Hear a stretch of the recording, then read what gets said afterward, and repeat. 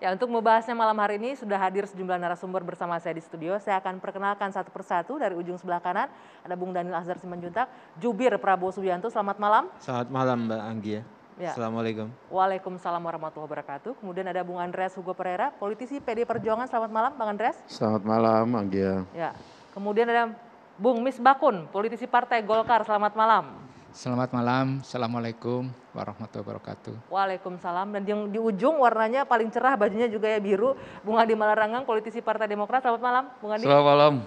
Ya, dan saya juga akan masih mengundang satu narasumber lagi untuk bergabung di sini.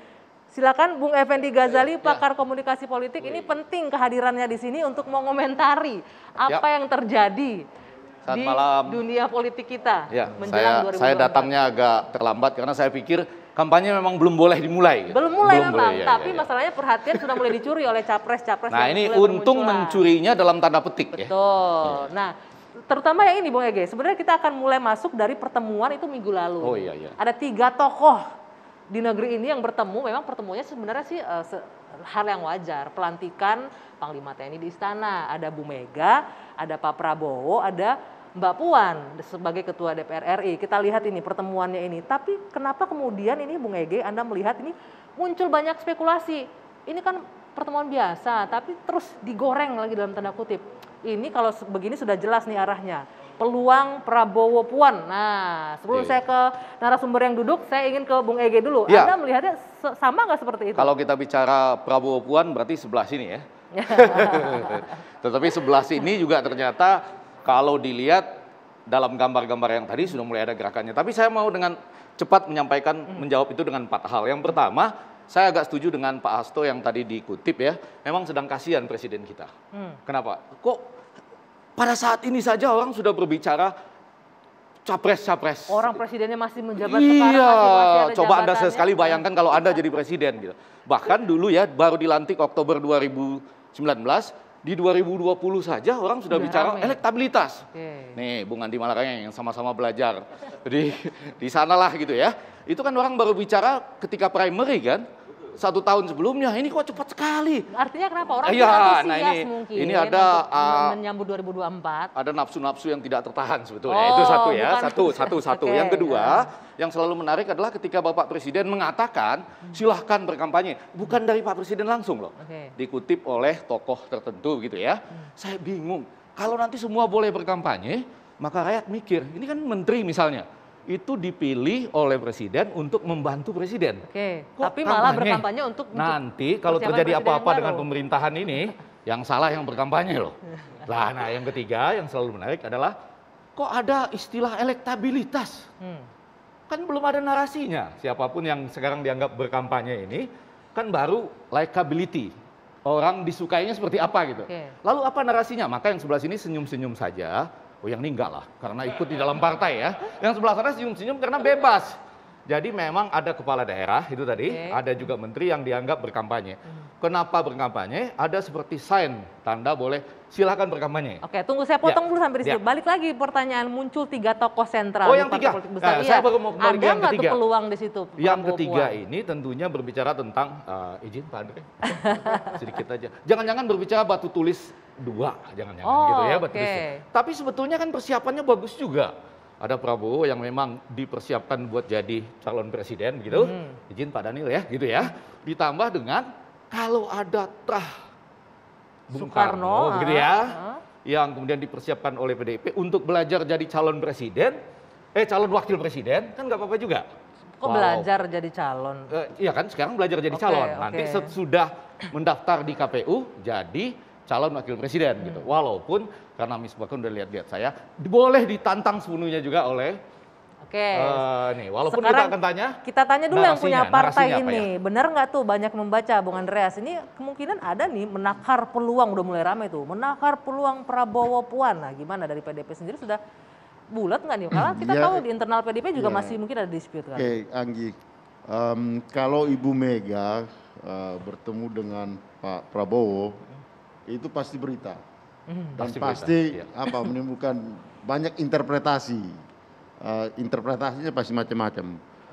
Nah, tapi kalau kita lihat konteks tempat dan ruang pertemuannya gitu. Saya kira pertama pertemuan itu ya artinya memang ya mereka bertemu tapi tidak dalam suatu perencanaan bahwa oh ini akan berbicara ini berbicara. Kan kemarin dalam tanda petik sebenarnya kebetulan juga gitu kalau kita lihat bagaimana momen pertemuannya.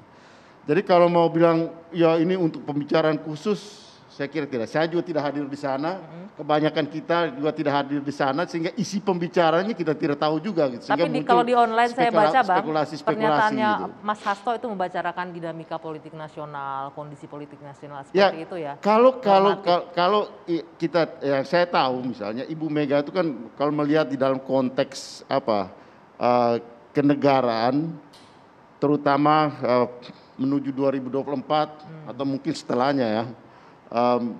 Ibu Mega selalu melihat bahwa masa ini adalah masa transisi alih generasi gitu. Dan transisi alih generasi itu penting. Berarti benar. Nah sehingga ada terah sehingga ahli satu generasi terah. Nah itu interpretasi ya, interpretasi. Tapi persoalannya itu adalah bahwa soal capres, soal siapa yang akan menjadi presiden ke depan itu sangat penting untuk bangsa dan negara ini. Sehingga itu harus memang benar-benar dipertimbangkan, dipikirkan, direnungkan. Jadi tidak hanya sekedar elektabilitas dan rame-rame gitu. Nah, jadi untuk balik itulah lagi pertemuan itu hal yang biasa ya tadi. Hal yang biasa dan itu tapi kemudian menjadi interpretasi itu yang menjadi tidak biasa gitu. Kalau tapi karena selama ini hubungan Ibu Mega dan Pak Prabowo itu baik gitu. Di dalam situasi ketika bersama maupun ketika tidak bersama, hubungan itu terjaga dengan baik. Gitu. Saya mau ke Sehingga Pak Jubir tidak ada dulu. hal yang kemudian menjadi penghalang mereka untuk berkomunikasi. Dan itu saya kira suatu contoh yang baik sekali untuk bangsa ini bahwa kedua tokoh penting yang memimpin partai besar dengan pendukungnya yang real itu bertemu ya dan mereka ya membahas masalah bangsa gitu ya. Mempunyai hubungan yang baik, kalau Pak Jubir ini menanggapi katanya muncul interpretasi yang beragam itu pertemuan itu ya wajar-wajar saja gimana? Ya, yang suka menafsirkan macam-macam itu kan Mbak Anggia dan kawan-kawan di media. Jadi sebenarnya sih pertemuan itu sering dan biasa saja karena Bu Megawati sebagai mantan presiden, kemudian di sisi lain Pak Prabowo pada saat ini sebagai Menteri Pertahanan. Itu yang pertama. Yang kedua yang harus dipahami Mbak Anggia sebenarnya Pak Prabowo sama sekali tidak pernah menunjukkan atensi yang berlebih terkait dengan wacana 2024. Pada saat Anda bisa perhatikanlah apa yang sedang dilakukan dan sudah dilakukan oleh Pak Prabowo. Pak Prabowo pada saat ini ya fokus dan dedikasinya itu pada kesuksesan kabinet Pak Jokowi pada saat ini. Artinya Pak Prabowo ya concernnya ya melunasi semua tanggung jawab yang sudah diberikan oleh Pak Jokowi sebagai Menteri Pertahanan. Pak Prabowo-nya, maaf saya potong, Pak Prabowo-nya mungkin enggak, tapi partai politiknya, Gerindranya ini sudah mulai muncul pernyataan-pernyataan. Itu satu kemahfuman begitu. Jadi kalau ada followernya, kemudian Gerindra dalam hal ini, publik yang mendukung Pak Prabowo menginginkan Pak Prabowo maju, kemudian mengendorse, mendorong, bahkan dalam tanda kutip memaksa Pak Prabowo agar kembali ikut kontestasi 2024, kita maklumi dan kita hargai. Namun terus terang Pak Prabowo ya fokusnya sekarang ya bagaimana pertahanan Indonesia itu lebih baik dan Pak Prabowo ingin memastikan kerja-kerja kabinet sekarang ya sukses. Selesai dan Pak Prabowo ada di situ. Tadi saya garis bawahi, kalau ada pendukung yang memaksa Pak Prabowo, artinya Pak Prabowo-nya nggak mau, harus dipaksa dulu. Gitu. Boleh ditanya nggak sama Dhani? Nanti kita jeda dulu dua sisi akan kembali sesaat lagi. Apa menunggu sign? Ya, saya lanjutkan kembali dua sisi tadi terputus Bung Daniel bilang kan ini pendukungnya yang memaksa-maksa Pak Prabowo gitu. Iya. Kalau gitu berarti Pak Prabowo-nya sebenarnya nggak pengen-pengen banget harus dipaksa gitu. Oh itu interpretasi. Ya, tapi untuk menjawab interpretasi itu tunggu dulu sebelum kita lanjutkan. Ini berbakat jadi politisi. Sebentar kita lanjutkan dulu ini hasil survei. Survei dulu ya. Walaupun Pak Prabowo-nya mau dipaksa tapi survei masuk terus di 5 besar. Saya cuma mengulang Pak Andre aja. Itu interpretasi. Kita lihat nih ini. Nah nomor 1 lagi di atas tuh Pak Prabowo. Ya. Ya ini dari indikator politik Indonesia ya. Indikator politik ini dilakukan di pertengahan tahun ini ada Pak Prabowo, kemudian Ganjar Pranowo, Anies Baswedan, Ridwan Kamil, Sandiaga Uno, Agus Harimurti Yudhoyono. Nih Bang Andi tadi nanya nih masuk nih di 5 besar, di 6 besar. Kofifa Indar dan Pak Mahfud MD. Kemudian ada Pak Gatot, Pak Erick Thohir, Tito Karnavian, Pak Erlangga Hartanto, Muhaimin Iskandar, Bu Puan Maharani, Pak Budi Gunawan, dan yang terakhir tidak ada ya. 16 Kemudian, tidak tahu ya. Tidak tahu. Ini Oke. belum. Kemudian ini dari Carta Politika nih. Masih tuh Pak Prabowo Subianto lagi nih, Pak Juber ngelihat ya. Pak Ganjar ini kita lihat 5 besar masih dikuasai nama-nama yang itu saja. Kemudian ada nama Ibu Tri Risma hari ini di 5%, suaranya 5,3%. Next.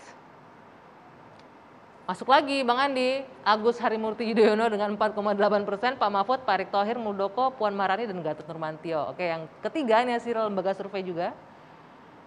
Kita lihat survei elektabilitas Capres 2024 ini lembaga Poltreking Indonesia. Oke, ini yang paling baru nih ya. Oh, yang terbaru ya. Oktober 2021. Ganjar Pranowo, Prabowo Subianto, Anies Baswedan, Ridwan Kamil, Kofifa Indar Parawansa, Sandiaga Uno, Puan Maharani, Agus Harimurti Yudhoyono. Muncul terus ini namanya. Terus ada Pak Erlangga Hartarto, Gatot Nurmantio, Andika Perkasa, Mahfud MD, Erick Thohir, Muhaimin Iskandar. Makin banyak nih nama-nama yang bermunculan ya. Kalau izin balik ke pertanyaan tadi ya, yang pertemuan bertiga tadi interpretasi, tapi kesannya Daniel bahwa pertemuan itu sering. Cuma sekali ini yang agak kelihatan publik. Enggak, bukan yang diinterpretasi oleh Anggia dan Sebenarnya kawan-kawan. kan pertemuan dengan Bu Megawati dalam momen-momen formal banyak Sering. sekali. Begitu. Jadi kalau diikuti di media kan sering. Kalau ya. kalau pertanyaannya dipertajam dari momen pertemuan itu adalah apakah Pak Prabowo akan menunggu undangan atau semacam kata-kata yang menentukan dari Bu Megawati untuk maju? Ege, selain beliau Karena nggak mau dipaksa-paksa ya. Iya, selain Pak Prabowo dan Bu Megawati ketua umum partai politik besar di Indonesia, beliau berdua juga adalah sahabat yang lama kan. Artinya sudah punya hubungan baik sejak lama. Artinya bagi kami Pak Prabowo, Bu Megawati sudah memberikan contoh teladan bagaimana bersikap secara politik.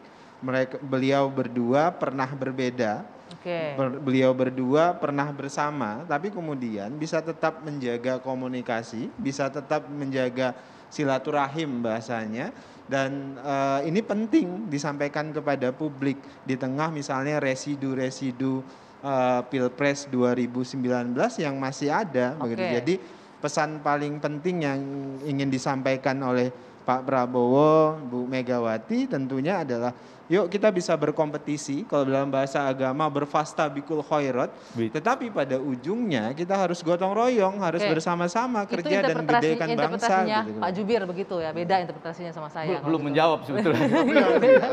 Sebenarnya satu step yang penting gitu. Satu step yang penting ya, di dalam berbagai macam situasi politik termasuk situasi menuju 2024 gitu. Nah, kita kan selama ini berharap bahwa 2024 atau mungkin dan seterusnya itu tidak terjadi lagi polarisasi politik seperti dulu gitu. Dan apa yang dilakukan oleh Ibu Mega dan Pak Prabowo dengan selalu menjalin hubungan yang baik, itu adalah step-step yang penting untuk menjaga supaya ya Indonesia ini stabil. Jadi bisa saja Prabowo Puan atau Ganjar Sandi gitulah ya. Oke, sekarang ini kita ke sebelah sini nih, katanya tadi kan nggak ada apa-apa kok kita dilibatkan, itu namanya muncul terus loh itu Pak Erlangga, Mas Agus Harimurti. Nah, tapi ini juga kan kita berbicara ada capres yang punya partai dan capres yang nggak punya partai gitu loh. Kira-kira akan menggandeng capres atau cawapres yang nggak punya partai juga nggak?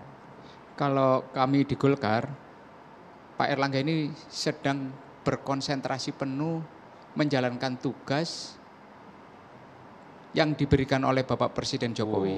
Sama Pak Menhan tadi. Dan konsentrasi penuh untuk menjalankan tugas sebagai Menko Perekonomian dan juga sebagai Ketua PCPEN.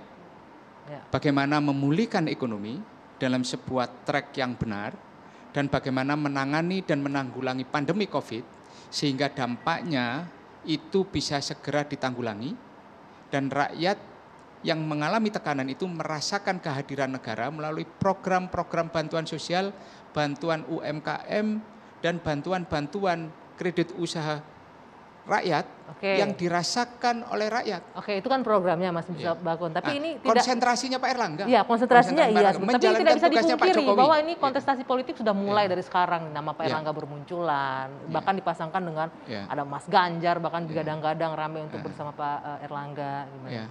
Nah, kalau itu kemudian ada dikaitkan dengan Pilpres dan sebagainya, Golkar mempunyai keputusan Munas tahun 2019 yang menugaskan siapapun ketua umumnya itu akan dicalonkan sebagai presiden di tahun 2024. Oke, sudah clear itu berarti. Udah clear ya berarti. Jadi sah dan ya, mekanisme, boleh tapi kan begini, sah, ada mekanismenya, ada mekanisme di internal partai dan kita juga harus melihat situasi dan kondisi saat ini. Pak Erlangga saat ini sedang berkonsentrasi penuh. Ada waktunya nanti kami akan tahapan-tahapan internal partai itu akan diberikan penguatan politiknya. Oke.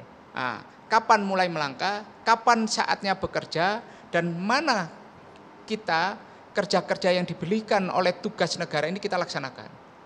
Dalam situasi seperti ini, apakah kita kemudian mengedepankan apa ambisi yang namanya politik. Kontestasi.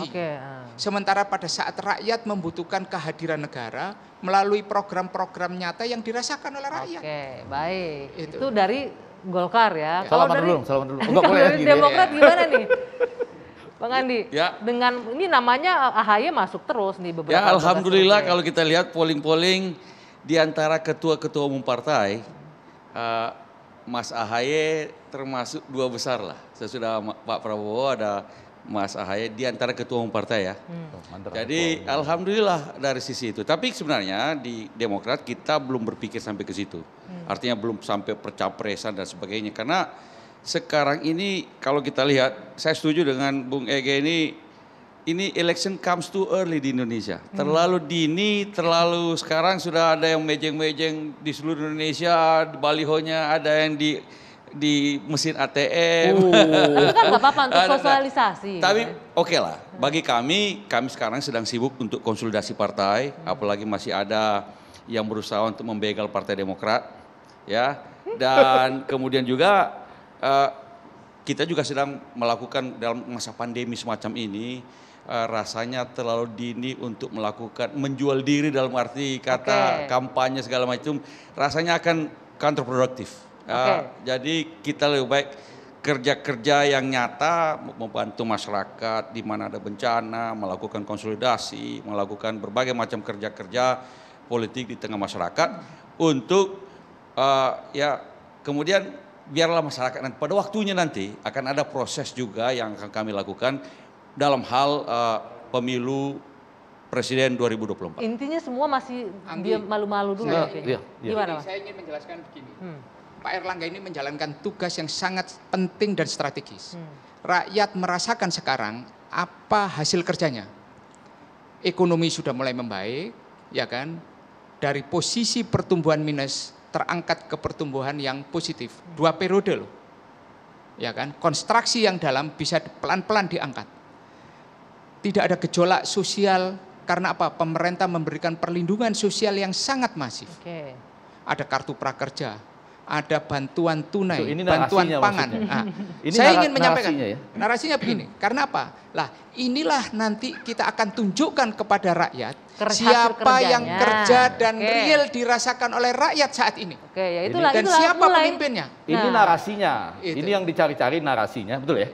Sebentar. Ini yang harus kita nanti. Sebelum dilanjutkan narasinya, saya mau tampilkan dulu ini cuplikan-cuplikan dari pemberitaan yang heboh. Katanya memang semua lagi fokus kerja, konsentrasi dengan kerja, tapi publik ternyata sudah menyoroti itu loh. Bagaimana kira-kira peluang capres-capres. Kita lihat ini yang berikut ini ada, bisa dihadirkan? Ya. Nah, ini asik-asik motor-motoran nih ya. Kang Emil dengan Mas AHY, Demokrat soal duet AHY RK di Pilpres masih panjang ya, sesuai tadi sama yang disampaikan oleh Bung Adi tadi, masih panjang. Kemudian kita lihat lagi. Ya, jika tidak diusung PDIP, Ganjar bisa dicalonkan Demokrat atau Golkar tuh, bener kan tuh. Kemudian PKB, Pak Ganjar di framing seakan-akan elektabilitasnya paling tinggi, tapi partainya belum ada. Pak Ganjar. Kemudian Anies Baswedan Dideklarasikan Capres 2024, pakar tak punya akses partai. Tak punya partai politikus PKB, deklarasi Anies Capres 2024 sia-sia. Nah ini tadi yang kita bahas, Bung Ege. Ya kalau saya lebih tertarik dengan apa yang disampaikan oleh teman kita, Misbakun, dengan tepat mengatakan, oh, Pak Erlangga Hartarto cuma bekerja saja, betul ya? Sangat konsentrasi, itu narasinya sebetulnya. Tetapi nanti sedikit aja, tetapi ada temannya yang lain yang ngomong, ya Pak N atau apa gitu ya, yang mengatakan bahwa kalau oke bisa aja loh dipasangkan dengan Ganjar. Mau jadi nomor 1 boleh, nomor 2 ya ayo, itu yang saya baca gitu. Jadi ada bagi tugas. Nanti dijawab nanti mau jadi nomor 1 boleh, nomor 2. Bagi tugas mungkin ya, jadi ada yang terus bekerja, ada yang terus bicara gitu. Oke, nanti kita lanjutkan. Bisa nggak tuh Pak Ganjar sama Pak Erlangga tadi katanya. Usai jeda, Dua Sisi akan kembali sesaat lagi.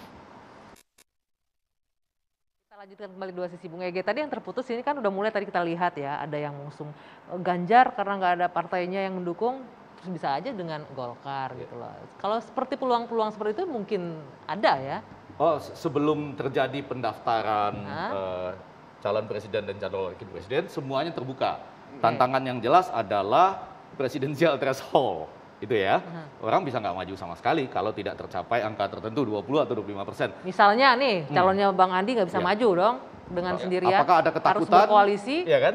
Ya tentu saja kalau sekarang terlalu dini untuk bilang akan dengan siapa. Walaupun ada kalkulasi-kalkulasi, tetapi kalkulasi semacam itu biasanya akhirnya biasanya saat-saat terakhir sebelum penutupan pendaftaran, barulah koalisi-koalisi yang permanen itu terbentuk. Pada saat sekarang kita misalnya bilang Prabowo Puan, apakah itu akan jadi benar apa tidak? Pada dasarnya sekarang ini baru bakal calon presiden, belum jadi calon presiden. Kalau sudah terdaftar di KPU, memenuhi syarat, baru kita bilang calon presiden. Jadi sekarang kita tentu saja bagi kami Partai Demokrat, ya calon kita ada Mas AHY, tetapi dengan siapa kita belum tahu. Karena itu kita membuka komunikasi dengan semua pihak untuk siapa tahu bisa dengan Golkar berdua cukup. Dengan siapa PDIP? tahu dengan PDIP bisa saja. Dengan Gerindra juga cukup. Gerindra bisa saja. Artinya semua terbuka kemungkinan itu. Tapi yang mana akan kemana arahnya nantinya, yang paling belakang. Bebas dia. Kita lihat. Yang paling bebas itu. Paling nggak punya beban soalnya sekarang kan. Oposisi konstruktif bisa ngapain saja. Kalau oposisi konstruktif. Sedikit aja. Kan berbagi tugas, ada yang bekerja terus-menerus, ada yang bicara di media. Nah cuma yang masang baliho siapa? Gini, kalau ada kader Golkar memasang baliho ketua umumnya, salahnya di mana? Oh nggak ada. Nggak ada. Lah, itu adalah tugas setiap kader Partai Golkar bahwa mengenalkan kepada masyarakat ketua umum Partai Golkar kepada masyarakat. Itu sah secara politik. Dan itu adalah bagian dari tugas kami para kader untuk apa? Untuk mengenalkan kepada masyarakat bahwa ketua umum kami adalah Pak Erlangga Hartarto sebagai ketua umum Partai Golkar dan juga sebagai Menko Perekonomian yang saat ini bekerja untuk Indonesia. Yang juga menerima amanat Munas untuk maju sebagai capres, gitu kan? Ada pembagian tugas dan itu berdasarkan kesadaran sendiri. Lah ini, loh karena apa? Di Golkar itu mekanisme internal partai berjalan. Munas memutuskan apa, merumuskan kajian-kajian yang mendalam, dan kemudian ada keputusan Munas yang tingkatannya paling tinggi dalam konstitusi partai. Kemudian ada rapat kerja partai, Rakernas, dan ada Rapimnas. Semua pada saat Rapimnas itu hadir. Rakernas itu Dewan Pembina, Dewan Kehormatan, dan Dewan Pakar, dan kemudian daerah-daerah memberikan pandangan tentang bagaimana strategi membangun. Poinnya mesin partainya bekerja dengan jelas. Dan ini adalah proses mengaktifkan dan menghidupkan mesin partai dalam sebuah tahapan-tahapan yang berjenjang. Itu. Ini Pak Andre tadi mau bicara juga mungkin soal baliho juga, bukan? Tapi sebenarnya kalau politisi berkampanye dan kampanye sah-sah aja. Kampanye politik dan apalagi dia ada dalam posisi jabatan publik, apa yang dia lakukan dan seharusnya yang dilakukan baik itu adalah kampanye. Dan kalau politisi berkampanye selama dia menjabat atau selama dia berada dalam posisi di jabatan publik atau jabatan sebagai pimpinan partai, itu adalah kampanye politik. Bahwa kampanye pemilu ada masanya gitu yang diatur di dalam melalui aturan pemilu gitu. Tapi kalau kampanye politik tuh setiap sebagai politisi Anggi, ya sah-sah yang aja. masalah itu lembaga survei. Ya. Bukan maksudnya gitu loh. Betul. Mereka bekerja, tiba-tiba lembaga survei Tapi enggak, menghitung. lembaga survei pun nggak salah. Ya. Padahal tujuannya bukan untuk elektabilitas, cuman Maksudnya gitu. langsung dirangkum. Sudahlah bekerja dengan benar, sudahlah menanam padi, masang baliho dan lain-lain, tapi lembaga survei menghitung dan angkanya belum bagus. Jadi akhirnya seperti di Amerika, mohon maaf, saya ngutip lagi, tidak mudah menyukai sangat gampang misalnya marah atau benci terhadap Trump, tetapi tidak mudah menyukai Hillary misalnya. Jadi maksud saya apa yang dilakukan itu tiba-tiba direkam oleh lembaga survei. Ya bagus-bagus aja dong Bung Effendi. Nggak Jadi apa-apa ya? nggak apa-apa, tapi jangan Nggak apa-apa, sampai tenang, istilahnya teman-teman lembaga survei nggak apa-apa, tenang. Jalan terus. Jadi nggak apa-apa, gini, justru itu kan jadi alat refleksi untuk para politisi. Asal jangan sampai istilahnya buruk rupa cermin dibelah gitu. Nah, itu ya nggak boleh. Jadi untuk tapi perbaikan sebagai ini refleksi apa bahwa masih kurang berarti tanam tempat padinya. kita bercermin kan. Masih kurang nanam padinya berarti. Atau Refleksinya. caranya harus dirubah. Oke. Ya, Bisa ya? kurang lebih seperti itu. Setuju ya? Setuju. Saya kalau saya kira ini negara demokrasi dan terbuka dong. Artinya Nah, ada semua survei- kesempatan untuk semua. Survei itu menjadi bahan acuan kami dari partai untuk mengatur strategi ke depan yang lebih baik. Karena apa? Dengan survei-survei itu kan kita bisa mengukur kerja-kerja politik kita sudah mencapai di mana, kelemahan kita di mana, apa yang perlu diperbaiki, dan dari situlah kita kemudian bisa Oke. melakukan kajian yang Nah, mendalam. boleh nggak saya potong Itu. sedikit, mumpung ingat nih, ini kan kerja-kerja politik sudah dilakukan ya, tapi ternyata hasil surveinya itu malah yang nggak punya partai politik itu yang Jadi- hasilnya tinggi-tinggi semua. Bukan saya gitu. loh yang bilang Anggi. Jadi loh, gini, Anggi ya. Anggi, Yang nggak punya partai. Gini. ada popularitas di tingkat survei. Oke. Ada kenyataan real politik bahwa kita pada saat mendaftarkan presiden itu ada persyaratan mengenai presidential threshold. Ya. Nah, sekarang ukuran popularitas kalau kita perbandingkan dengan elektabilitas persyaratan yang kita miliki, Golkar modalnya 14,7 itu adalah modal dasar yang dimiliki oleh Pak Erlangga. Ya. Secara apa? Secara institusional kepartean. Ya kan? Institusional kepartean. Dan ini adalah modal yang sangat kuat menjadi daya ikat orang untuk bersama dengan Golkar. Bisa bergandengan Tapi dengan ya Golkar survei gitu itu ya. kan hanya salah satu. Hanya salah satu indikator untuk mengambil keputusan. Yang paling penting kendaraannya ada atau tidak Ya, gitu kan. jadi kalau kita lihat untuk di dalam sistem pemilihan langsung seperti baik itu pilpres, pilkada, bahwa modal sosial itu penting. Modal sosial itu datang dari individu, dari siapa yang akan mencalonkan diri atau dicalonkan itu gitu. Kemudian modal politik adalah dukungan dari partai politik gitu. Yang ketiga tentu ya harus ada biayanya gitu. Jadi ya modal-modal ini harus menjadi suatu akumulasi gitu. Akumulasi di dalam untuk Ini memenangkan. penyampaian dari orang yang bisa mencalonkan sendiri. Iya kita kan tiap Nggak hari kita butuh berurusan dari dengan siapa-siapa. Dukungan dari sebelah kiri dan Jadi, sebelah kanan. kalau Ada dua faktor sebenarnya. Apa Yang itu dua satu faktor ada ya? dua faktor ya, faktor kendaraan. Ah. Ya, yang harus memenuhi threshold 20% itu Ya. kursi. Tetapi ada juga namanya popularitas. Dia punya kendaraan tapi kalau tidak bakal dipilih rakyat, nggak ada juga gunanya.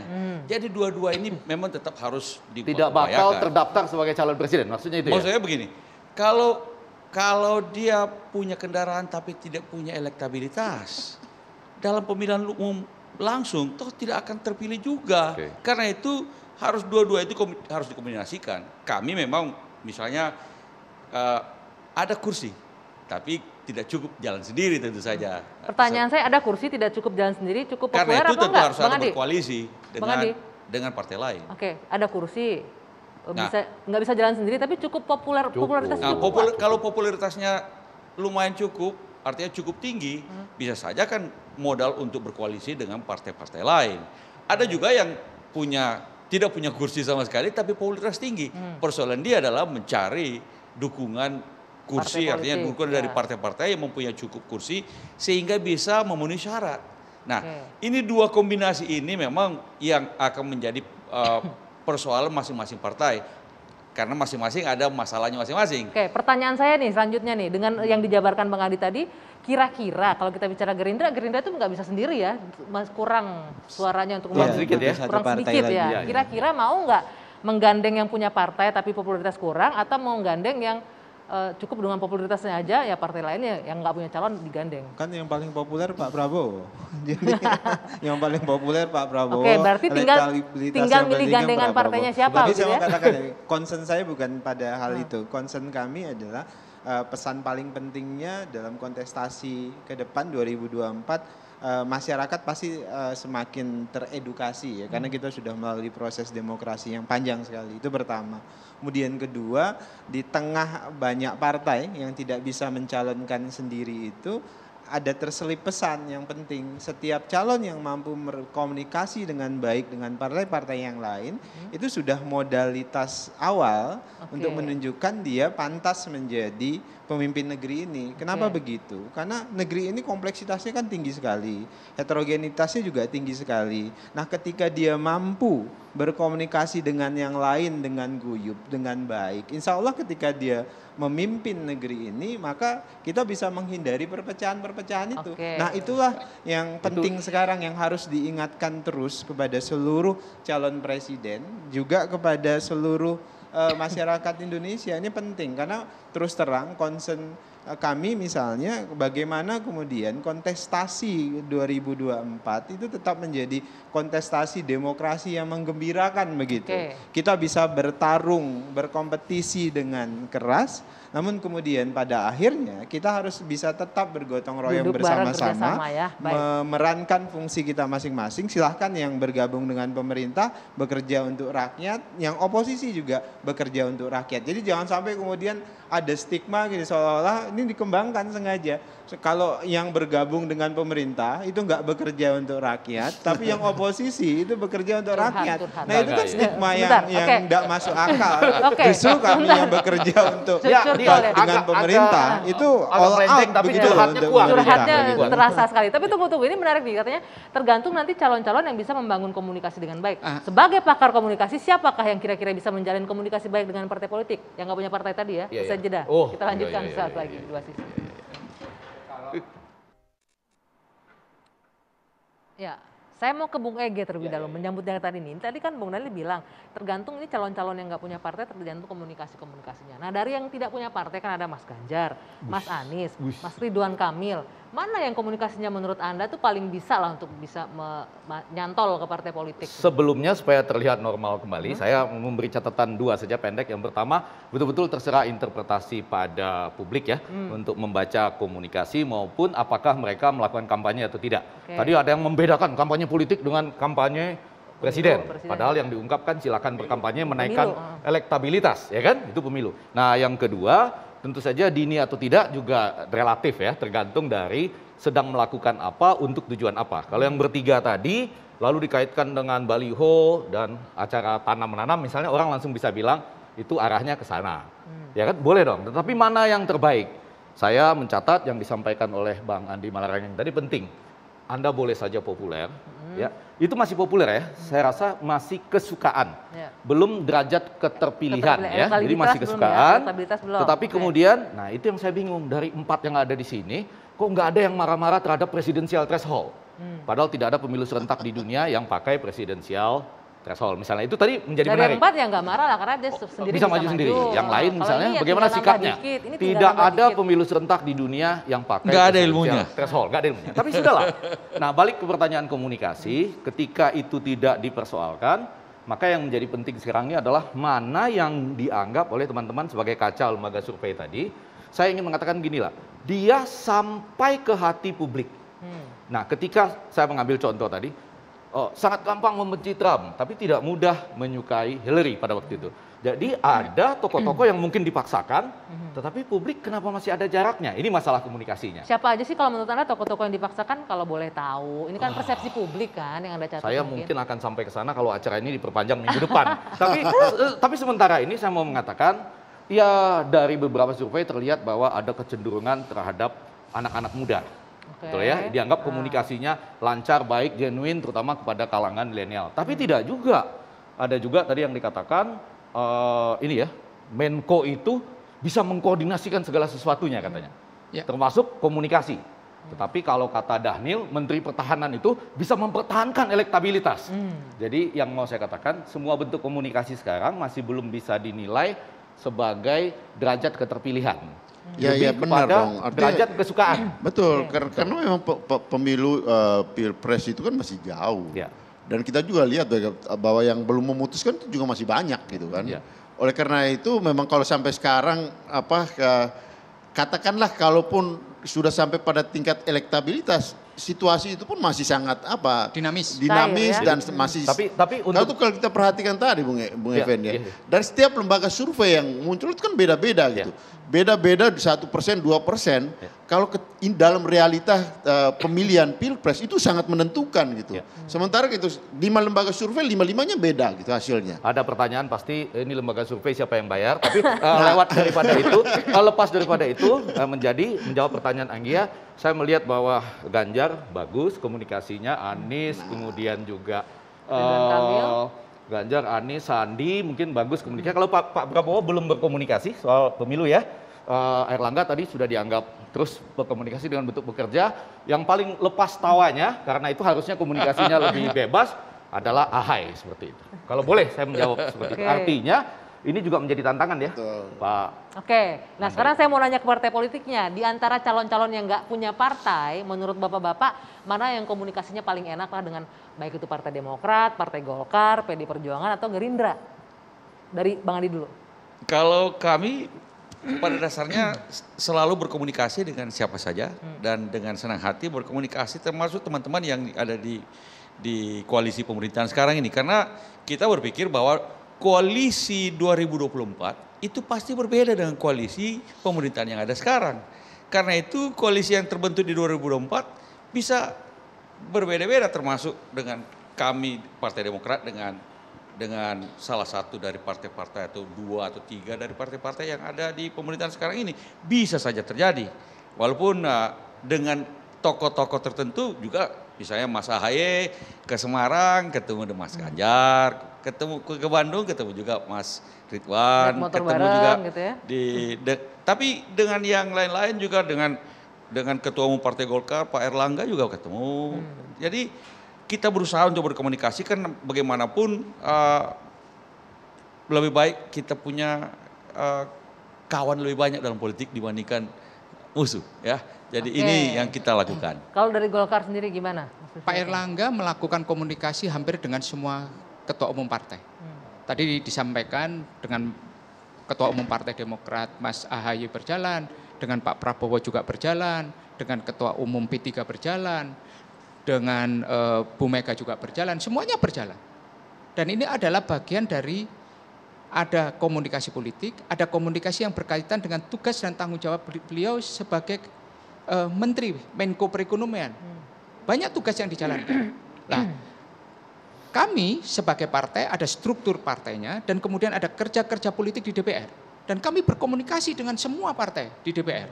Dalam baik itu menyusun anggaran negara, menjalankan tugas-tugas pengawasan pemerintahan di DPR, kemudian melakukan upaya proses legislasi terhadap undang-undang, kami jalankan semua. Dan ini adalah sebuah proses membangun proses komunikasi politik. Semua periferal, semua pipeline komunikasi politik itu kan dijalankan. Mulai dari tingkat atas, tingkat politik di DPR, dan itu juga tidak hanya berlangsung di DPP, tapi juga berlangsung di tingkat provinsi, kabupaten, kota. Karena apa? Ini adalah partai politik yang menyebar tidak hanya di Jakarta tapi ke seluruh Indonesia. Ini mau menggambarkan kalau mesin partainya sampai ke bawah itu jalan. Kalau orang panjang ceritanya masih agak panjang perjuangannya, kurang lebih begitu. Sebentar, Tapi itu tadi kan semangatnya terus gini. Golkar ini DNA-nya adalah partai besar, partai yang berkuasa dan mempunyai penentu jalannya sebuah pemerintahan. Terpotong tadi belum. Tadi kan menjalin komunikasi dengan ketua partai. Nah, untuk komunikasi dengan calon presiden yang nggak punya partai itu juga dibangun dong. Kalau komunikasi dengan calon-calon orang yang dianggap mempunyai elektabilitas tinggi terhadap kontestasi presidensial di 2024, Pak Airlangga pernah bertemu Pak Anies. Pak Airlangga bertemu juga dengan Pak Ganjar, Pak Erlangga bertemu juga dengan Bu Khofifa, bertemu juga dengan Mas Ahaye, bertemu juga dengan Ridwan Kamil. Semuanya bertemu. Artinya apa? Baik itu merupakan dalam rangka menjalankan tugas sebagai seorang menteri anggota kabinet, dalam rangka menjalankan tugas kenegaraan yang diamanatkan, atau dalam rangka tugas-tugas yang lain. Itu berjalan.